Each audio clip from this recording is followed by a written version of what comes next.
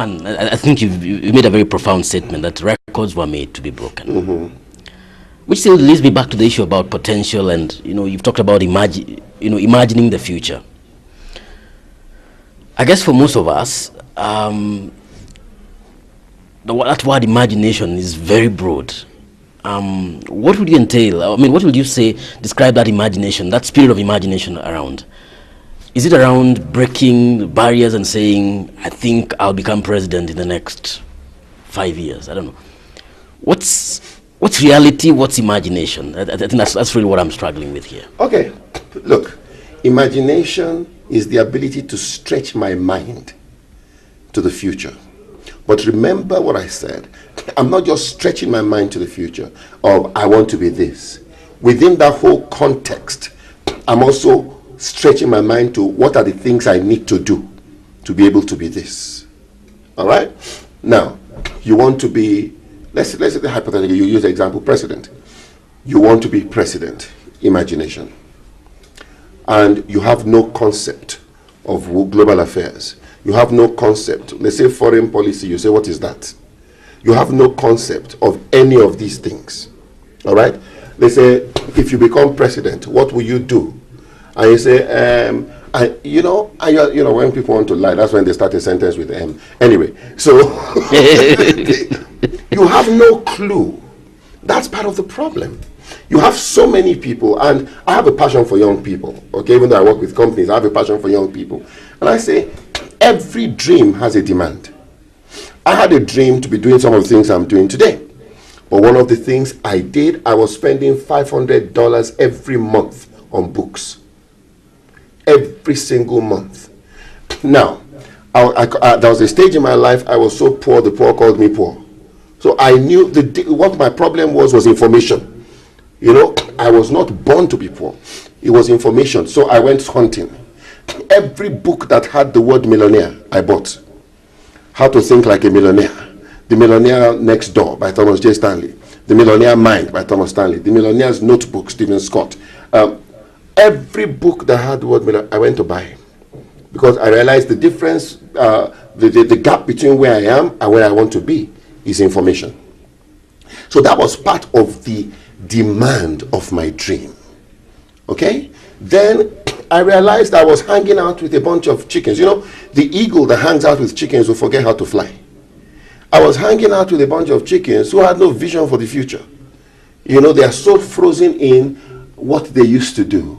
And I realized that if I continue to hang around with these people, I'm going to get messed up.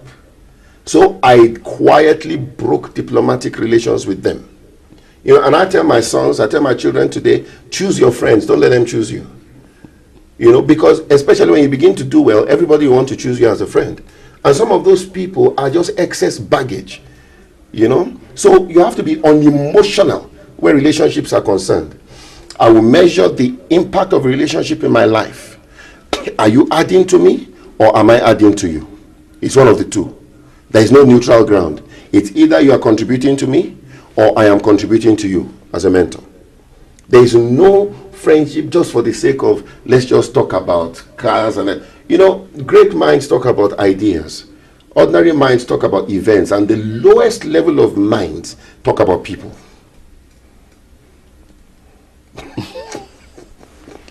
Well, something else I still want to discuss around forging ahead. Yes. Dealing with the present realities. Yes. I know I would like to become a PhD holder. Yeah. But right now, I'm constrained in terms of time. Okay. I'm constrained in terms of finances. Mm-hmm. How do you overcome the present?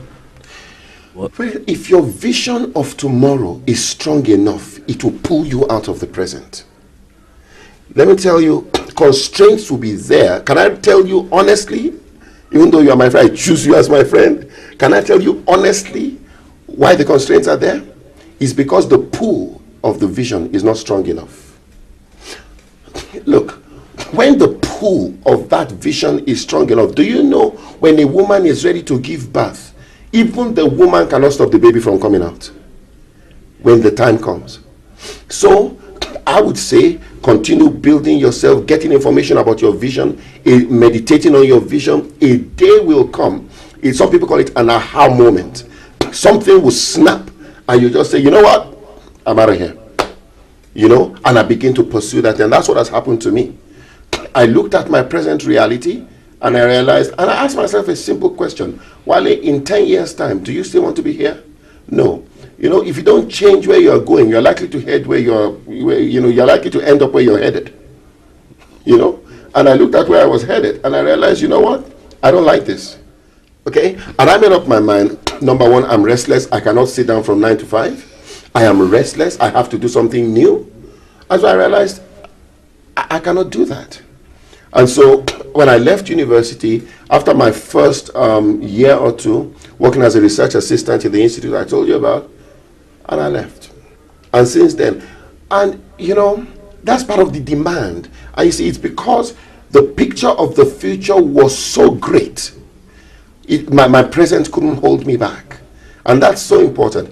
What you need to do, what people need to do, is to make sure that they keep pumping that vision of the future.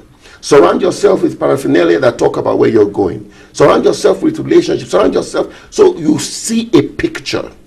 When that thing is strong enough, it will pull you out of your present. And that's what part of what reading does.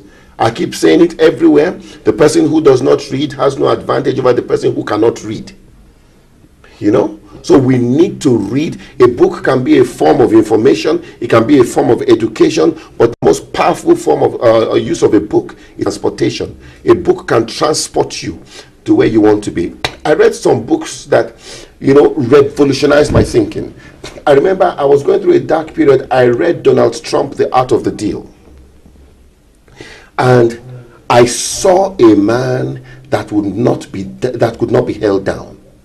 You know, so the book, each time I read those books, it translates me into that position. Recently, I was reading this book. I can't remember the author, but it's called Inside Steve's Brain. It's a book on Steve Jobs and the way he thinks. Now, this book, I read a book called Leading the Revolution by Gary Hamel. Then I read another book called The Innovator's Dilemma. Books, that's an integral part of my expenditure. If you spend more money looking after your outside than you spend developing your mind, you are going to be in trouble because you'll be frozen. You know, and that's why I keep saying, if your memory is more active than your imagination, then you're on your way out. And the only way we can keep our imagination active is to fill it with information, flood it with information. And so I began to flood my mind with information about where I wanted to be. And it wasn't long. My mind, you see, your mind needs to be ahead of your life. You see, your mind, but if, unfortunately, a lot of people, their life is ahead of their mind. You know, your mind, and that's what I'm doing. I keep putting information to make sure that my life is way ahead of my mind is way ahead of my life. I'm running to catch up with my mind, with the imaginations of my mind. And so when that happens, when I've flooded my mind with enough information about where I want to be and my mind is gone, my present, my body cannot stay. My mind will yank it out of the present and take it to where it wants to be. Yeah.